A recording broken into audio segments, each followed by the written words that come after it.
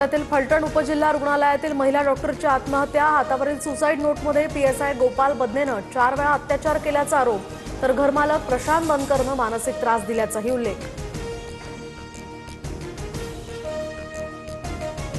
फलटणमधल्या महिला डॉक्टर आत्महत्येची मुख्यमंत्र्यांकडून दखल। आदेशानंतर सुसाईड नोटमधील संबंधित पोलिसांचं निलंबन। कारवाई सुरू असल्याची फडणवीसांची माहिती। आरोपींच्या शोधासाठी पथकही रवाना। एफआयआर दाखल करण्यासाठी 4 ते 5 तास लावले। राजकीय दबाव असण्याची शक्यता। पीएच्या फोनवरून खासदार बोलायचे, रिपोर्ट बदलायला सांगायचे।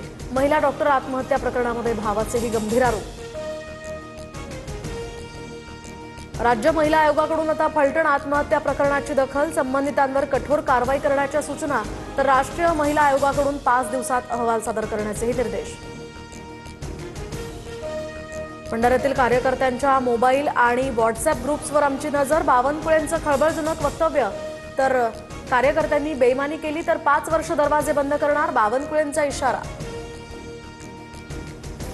बावनकुळेंना अटक करून चौकशी करा। भंडाऱ्यातील बावनकुळेंच्या वक्तव्यानंतर राऊत आक्रमक। फक्त भाजप कार्यकर्तेच नव्हे तर इतर नेत्यांच्या फोनवर सुद्धा नजर, राऊतांचा आरोप।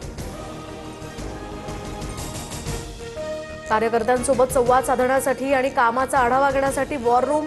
आम्ही पक्षात काय करावं राऊतांनी सांगू नये, बावनकुळेंचा संजय राऊतांना प्रत्युत्तर।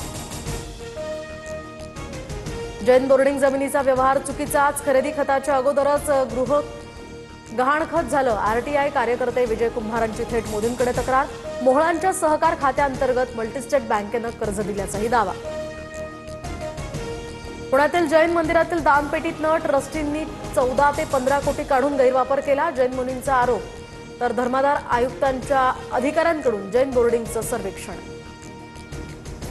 धंगेकरांकडून मोहोळ यांच्या गाडीचा व्हिडिओ शेअर। गाडी कोथरूडच्या बढेकर बिल्डरची असल्याचा धंगेकरांचा आरोप, तर मोहोळांनी शासकीय यंत्रणा बिल्डरांच्या दारी गहाण ठेवली, धंगेकरांची टीका। पुणेकरांना अभिमान वाटला पाहिजे की महापौर स्वतःची गाडी वापरतात, धंगेकरांचा बोगस कार्यक्रम सुरू। धंगेकरांनी आरोपांबाबतचे पुरावे दाखवावे, धंगेकरांवर मोहोळांचा पलटवार।